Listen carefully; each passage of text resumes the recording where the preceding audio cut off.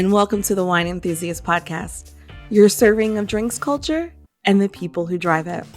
I'm JC Tops, editor here at Wine Enthusiast. This week, we're delving into the world of TikTok. So just what is TikTok? How does it work? And why is the wine community successfully jumping on the bandwagon? I sat down with Amanda McCrossan to find out. Amanda is a certified sommelier, former wine director, and Wine Enthusiast Wine Star nominee, and she has amassed nearly 200,000 followers on the platform in a short amount of time. So listen on as we discuss why those in the wine biz need a strong social media presence, how TikTok could be beneficial for wine producers, and just what kind of videos do well on the short video platform. Every glass of wine tells a story. These stories reveal hidden histories, flavors, and passions, and sometimes they unravel our darkest desires. In Wine Enthusiast's newest podcast, Vinfamous, journalist Ashley Smith dissects the underbelly of the wine world. We hear from the people who know what it means when the products of love and care become the source of greed, arson, and even murder. Each episode takes listeners into the mysterious and historic world of winemaking and the crimes that have since become Vinfamous. This podcast pairs well with wine lovers, history nerds, and crime junkies alike. So grab a glass of your favorite wine and follow the podcast to join us as we delve into the twists and turns behind the all-time most shocking wine crimes. Follow Vinfamous on Apple, Spotify, or wherever you listen, and be sure to follow the show so you never miss a scandal. New episodes drop every other Wednesday. Hi, I'm JC Tops, assistant editor here at Wine Enthusiast, and today we're discussing wine and TikTok. My guest is Amanda McCrossan. With over 175,000 followers, Amanda is someone in wine who is doing TikTok really, really well. A certified sommelier, Amanda has worked both in New York City and California, perhaps most notably at Press Restaurant in Napa Valley, where she was the wine director. Amanda was also one of our Wine Enthusiast Wine Star nominees, and now she's taking over wine social media. Welcome, Amanda. I'm so happy you can join us today. Oh, I'm thrilled to be here, JC. Thanks very much for having me. So your resume in wine is quite impressive. Thank you. But let's back up. So I want to know how long you've been in wine and where your wine journey started. Yeah, so I've been in wine, I guess a little over a decade now, and I started in New York City. I think like a lot of us in the wine industry, I didn't start in the wine industry. I actually started in entertainment. So my degree is in musical theater. I worked professionally on stage for about a decade before that. I was a child actor, and then I went to school for musical theater, as I said, and then went to New York and did my thing there. But I kind of caught the wine bug while I was working at my side job, which was at a private club in Manhattan, and really just was taken by the whole lifestyle, the culture. I loved the academic aspect of it. I loved diving down a rabbit hole of information and just finding that there was endless amounts of things to be curious about. So it's been an interesting journey since. And as you mentioned, I went from New York to California and did a couple of things out there as well. Awesome. So you said that you worked at a private club. Was like a country club? Kind of, yeah. So, it's interesting you asked that because I moved from outside of Philadelphia where like things like this didn't exist. But I worked at this place called the Core Club, which is essentially like a country club in the city, right? But there's no tennis or golf or anything like that. It's just a social club. So it's for the Manhattan elite. It's very expensive to join, but it was a really interesting place to work because there's obviously a lot of money. And so there's obviously big money being spent on wine. And so when you're first learning out and you get to taste, the best there is in the wine industry, it's a pretty good place to start. Okay, awesome. Yeah, I worked at a country club as a bartender a long, long time ago. So, it's a vibe. It's definitely a vibe. So social media, it's huge. Like it started just to connect with our friends. Yeah. And then businesses started, utilizing it. And I don't know, like it doesn't come natural for some. Mm-hmm. Does it come natural for you? I think it comes natural for me, not necessarily in the social aspect of it, but in the creation aspect of it. Like, I think I probably consider myself a creative or an artist first. And for me, being on social media and allowing and having the ability to create content and share that with others, like that's the social aspect of it that I really love. So it does come natural for me in that way. I think most people would describe me, if they, or I guess my close friends would describe me as very shy and not super outgoing. I loved being on stage, but I'm a little bit of an introvert. So for me, social media is a really good way to access the social parts of myself that I typically have a little bit more anxiety about. Okay, that's a great answer. I'm just the opposite. I'm an introvert as well, but I kind of use social media just socially. So it's kind of awkward for me to like do that humble brag of like, oh, here's this article that I edited, or here's this article that I wrote. Mm. Or so it's not natural for me. I think a lot of people feel that way. Yeah, Yeah, I yeah. think a lot of people have a little bit of anxiety around that and not wanting to put themselves out there in that way. And I still feel that too. I think even when I'm trying to talk about my own things that I'm doing, I still I think I find it easier to like talk about someone else's thing versus my own thing. But yeah, the social aspect is an interesting part of all of this, and I really loved it because to me it's a way to scale what I was doing on the floor at the restaurant as a som. You go from table to table to talk to people about wine and their interest and what they want to drink and what they're eating. And so for me, it was a way to sort of scale that and to do that at large with lots of different people and answer lots of different questions and talk to lots of different people about those things on a more regular basis. Okay. I know I've heard some people say, well, it's not really, necessary for business. And I kind of disagree. I feel like social media is vital, like is a vital resource for folks in wine. Do you agree with that? Not necessarily TikTok, but like any type of social media, I think. Yeah, I think at this point, no, there's no escaping it if you're in business. I mean, there's very few businesses who have abstained just for the sheer access, right? Like you could really hone in on who your clientele is and build a strong community. And I think there is definitely a social aspect of it for sure, but there's also sort of this like tribal element for businesses, really showcasing. And if we're talking about wine brands, like showcasing who you are outside of the actual bottle, right? Like a lot of these I look at Napa Valley, right? It's a place filled with amazing wine, amazing Cabernet, but what's the difference between this Cabernet from To Kalon Vineyard and the other Cabernet from To Kalon Vineyard? Well, it's often the people, it's often their interests and what motivates them. And so you sort of, I think for me, what I've seen work really well is sort of building this community around who the actual people behind the brand are and showcasing what that bottle signifies beyond just grapes and juice. Are these people into hunting? Are they into fishing? Are they into theater? Are they into the arts? And I think when people pick up that bottle, those are the kinds of things that really resonate with them beyond just what the wine tastes like and how it's pairing with their food. So social media, I think, has become really important as we see more and more brands emerge as the wine culture continues to expand, as more regions start to enter the fold, both from production and then from importation. And so I think the more that we have the ability to hear some of these more personal stories behind the actual labels, the better it is for wine at large. Yeah, that's a great perspective. I agree. I mean, I interviewed some wine directors here in New York City on a podcast, and a few of them basically said they learn about new wines and new producers through social media because the Mm. people are so busy. They don't Hmm. have time to get out to a lot of the festivals and the trade shows anymore. So I think a lot of producers need to really understand, don't just give us a picture of your wine label that's might be beautiful, but like Right. Right. We tell can only us handle so many drone shots. exactly, exactly.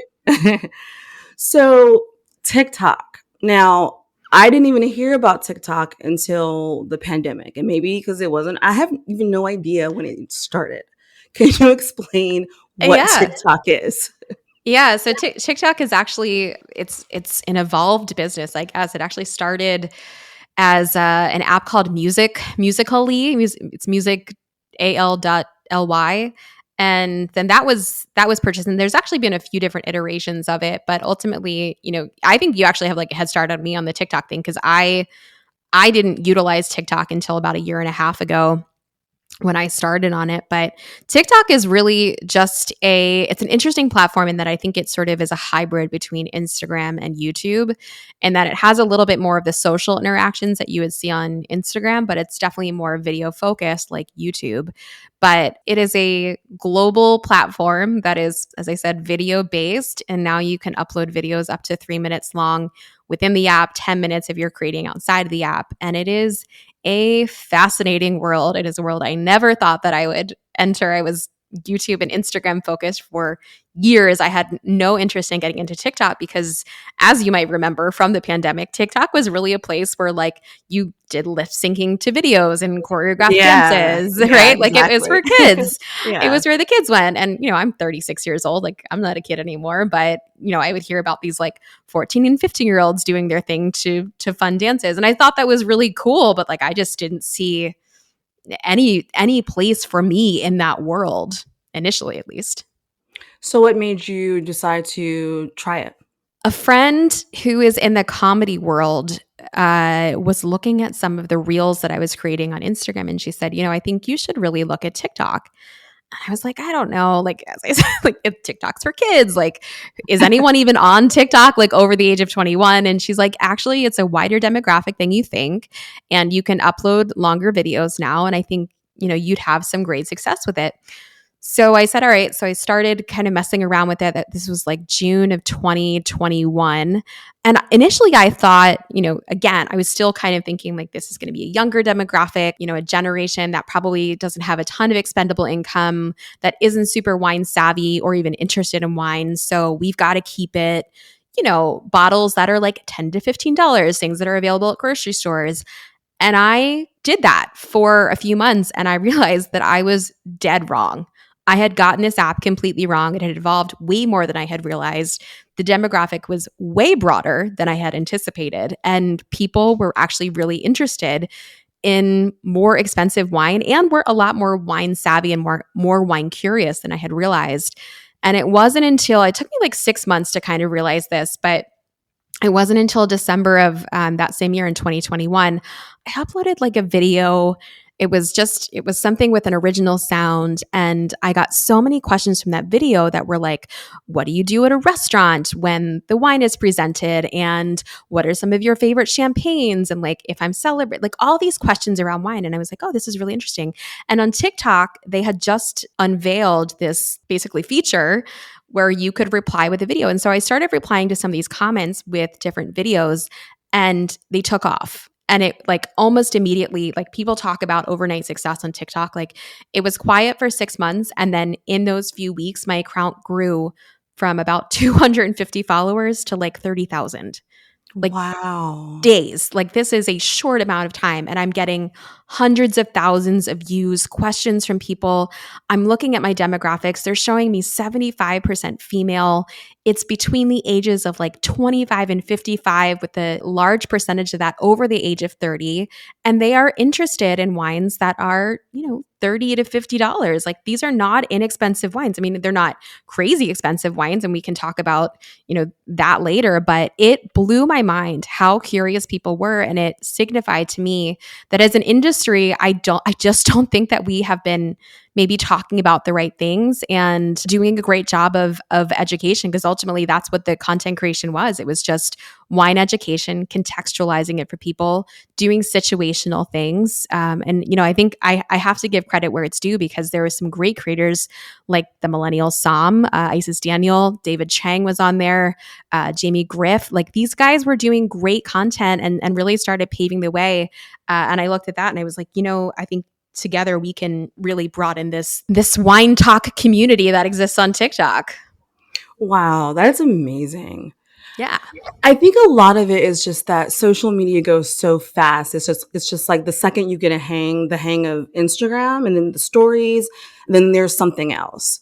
Yeah. And then, produce like wine producers and media companies, it's like, oh my God, what's happening? And so and like that's why there's like, whole departments that like basically research this stuff and then kind of create this for companies because it's so much so fast.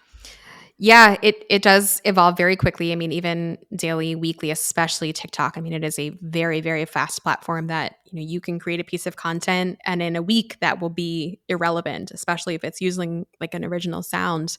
And to your point, yeah, I mean, there are entire teams, there are people that are dedicated to just doing social media, which if you look 5 years ago, that was not a thing in the wine industry. Now in other Yeah. industries for sure, right? Yeah. You look at Yeah. fashion, beauty, lots of different industries were had full social media team, but wine has always been a little bit slow to adopt social media. And so I think it's a great step in the right direction to see some of the marketing departments bring in people to specialize just in social media and have that be their entire job, because you're right, it is a full-time job, and anyone in marketing who thinks that they can just give this to someone as like a side project and hope that it'll be successful, I think is going to be really surprised that they're not going to make a lot of movement on there without having a more full-time or even, part to full-time dedication to this. It's a lot.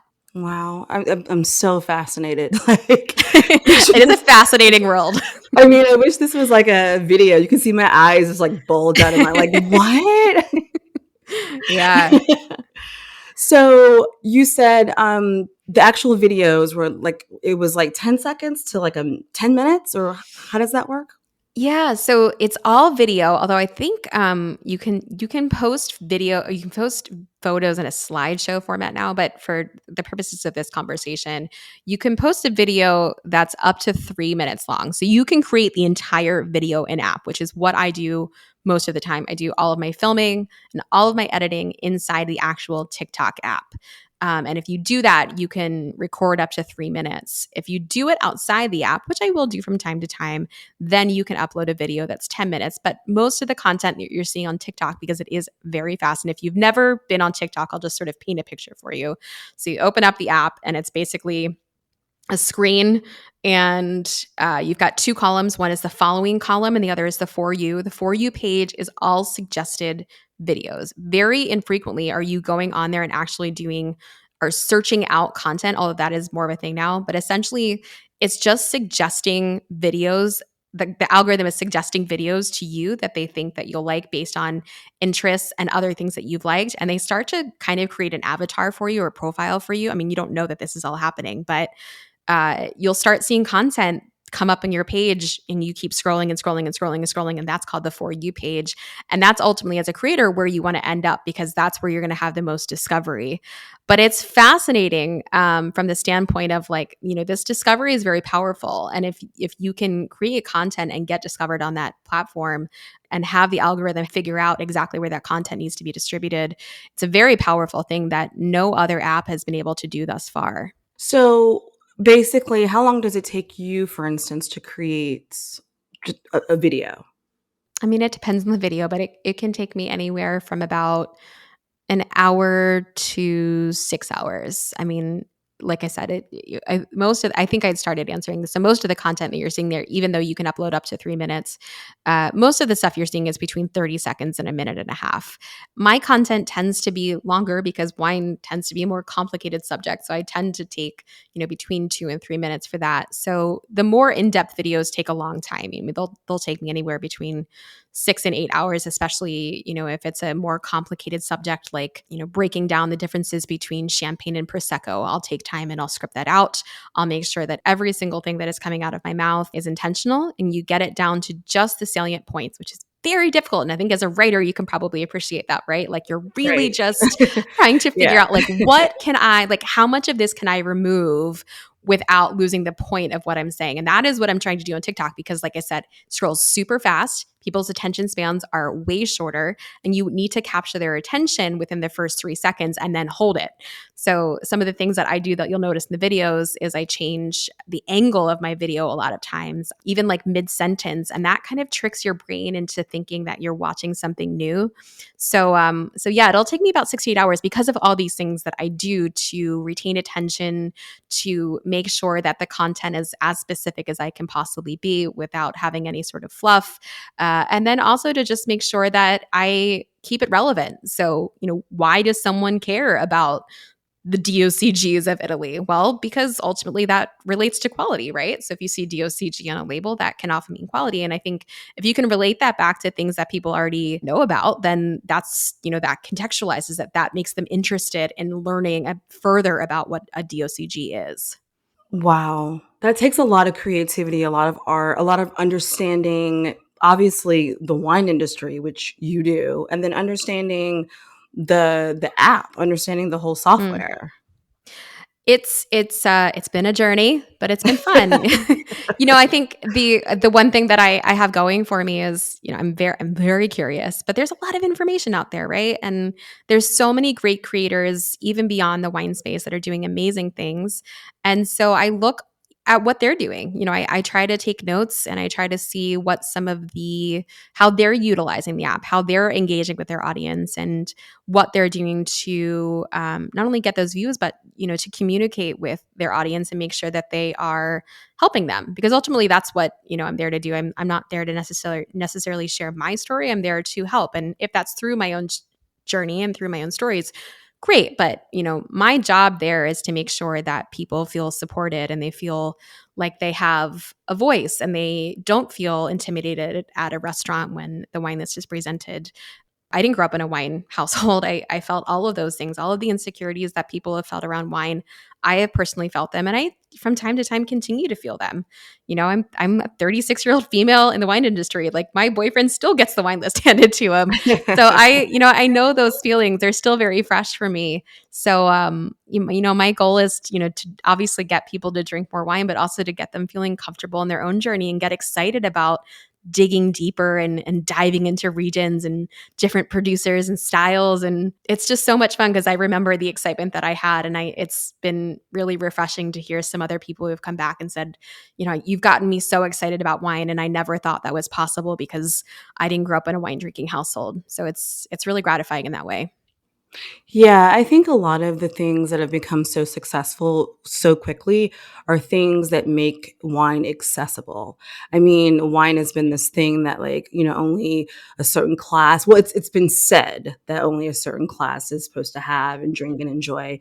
And I think social media definitely makes it more accessible. And I think that's why it's blown up so quickly.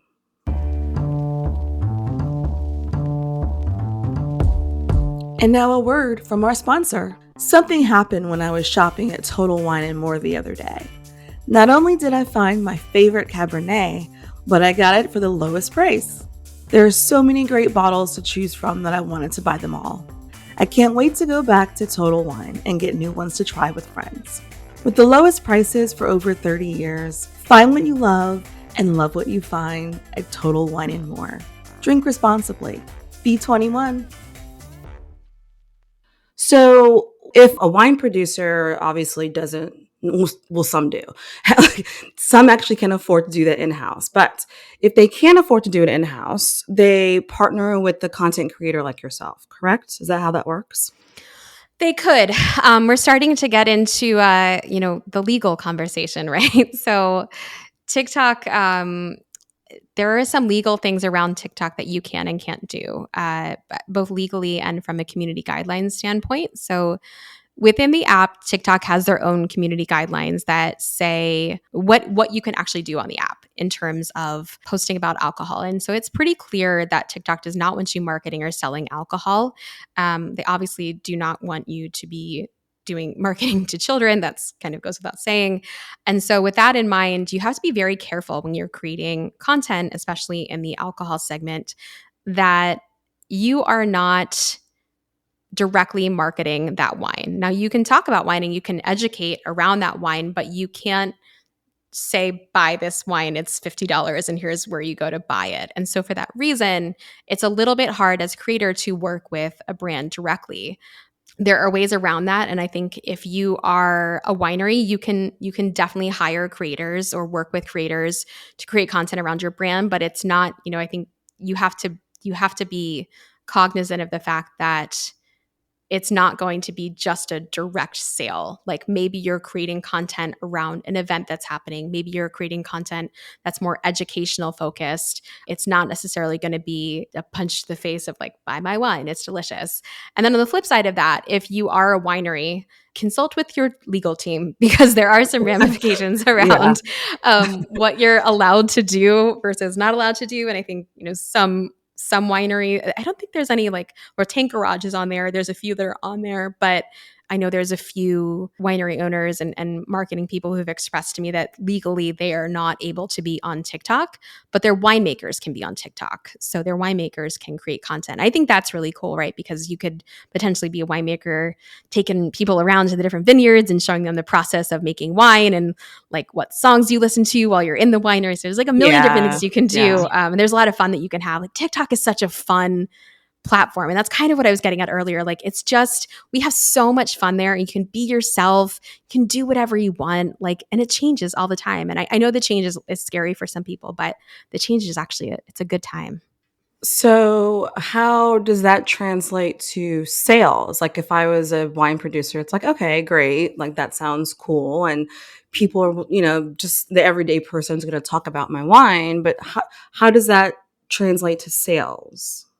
I think if you were to ask a marketing person how their social media in general translates to sales, you're looking at, the long-term sale. You're not necessarily looking at a direct conversion. You're looking at building an audience. You're looking at continuing to engage with community. You're keeping people top of mind. Right. But I think that also, again, I think it's the same marketing principles, right? Like you're just trying to get people to understand what you're doing besides just making wine. So it's a longer conversion. Of course, there are some that have done really well initially. And I think if you look at like Joe Wagner is such a great example of a winemaker who's on TikTok that, has probably sold quite a bit of wine inadvertently just by being himself and doing crazy things. But in terms of like, can I post my new release? Sure, you can. But is that going to convert to sales immediately? Maybe not if you haven't done the legwork. So I think TikTok is no different than any other social platform in that you have to continuously do the work and you're not going to necessarily have that return on investment immediately. It's going to take time. Okay. That totally makes sense. It's like building relationships, right? Totally. Yeah. I mean, I think it's just a little bit, you're not taking out an ad in Wine Enthusiast. You're not, you're building a longer term relationship so that when they do see the ad in Wine Enthusiast, they're like, oh, yeah, maybe it's time, Yeah, that makes total sense. So what kind of videos are working well for you? Like, are there like how-to videos? Is that instructional? Some of them are instructional. Yeah. So I recently posted a video on how to open champagne, for example, and that did really well. It was centered around New Year's Eve, which was very intentional. So those do really well. People also love I'll travel to different wine regions and they love kind of going through the different wine regions and seeing different vineyards and some of the experiences that I have there. So a little bit more voyeuristic. There's always sort of an educational component to it. Like I always try to leave or at least give people something that has value beyond just like, isn't this a beautiful place? And like oftentimes it is, right? Like we're so lucky to be in this industry where these places are epically beautiful and we are drinking amazing wine and seeing these beautiful things all the time. But I do try to add a little bit of value here and there, even if it's just, a little note about like, I'm in Montalcino, the main grape is Sangiovese, and this is a producer that you should know about. So things like that I think are just little nuggets of information, but it's always educational. Some of the things that I've done are more situational. So for example, I'll play several different characters in a show, in like a video, and I'll be the guest and I'll be the somm, and I'll sort of put out this like yeah right. So you're like sitting at the restaurant and you like the somm hands you the wine list and you're like, oh, this is really big, what should I do? And they just kind of like walk away and you're like, what the heck? And so I break down like literally how a wine list is organized, like really simple things in some regards, but then also like very complex things that require a little bit more explanation. And then I can do multiple parts, and you always want to leave them wanting something more. So we always try to leave them like, I also like, I push people, I think, a little further than I thought that I could. And that's been really fun to see because I think we've always assumed that people just want the basics, and they actually want a little bit more than that. They actually want a lot more than that. And so I add in more information that I think is comfortable. Like I think living in a little bit of an uncomfortable zone in terms of just information levels is a good place to be. People are curious. They're smart. They want to they want to know things. So I try to give them as much as I can. This has been so educational and informative. Like my mind is blown. Oh, I'm so glad to hear that. It's been really fun on there. I didn't think 2 years ago that I'd be the TikTok girl, but here we are, 36 years old. I'm the TikTok girl. I mean, I'm Gen X, so I'm like, I'm not older millennial. I'm Gen X, so I'm like, what? Yeah. I'm shook. It's crazy. It's Yeah. fun though. So when you're not doing TikToks and you are just enjoying yourself, what's in your glass? Final question. What's in my glass? Gosh, there's always great wine open because I'm always drinking for the videos. But in my glass, I'm a bubbles girl. I love a good glass of champagne, but you know what I've been loving lately is Oregon sparkling. I don't know how much of that you've had, but I haven't had much of it, but it's exciting. it's so good. Like Chardonnay and then sparkling wine made from Chardonnay in Oregon is so delicious. I'm having a lot of fun exploring that region as a whole, but I've been loving some of the sparklings that are coming out of there, and the more I can get my hands on, the better. Oh, yes. So amazing. Amanda, thank you so much for joining us. This has been so great. The pleasure is mine. Thanks for having me. The rate at which social media platforms are increasing can seem really overwhelming. So which ones should you actually be utilizing? From entertaining ways to educating your consumers to reaching new ones, TikTok just might be the social media platform you need to check out. What are your thoughts? If you liked today's episode, we'd love to read your reviews and hear what you think. And hey, why not tell your wine-loving friends to check us out too? Remember, you can subscribe to this podcast on Apple, Google, Spotify, and anywhere else you listen to podcasts. You can also go to winemag.com/podcast for more episodes and transcripts. I'm JC Tops. Thanks for listening.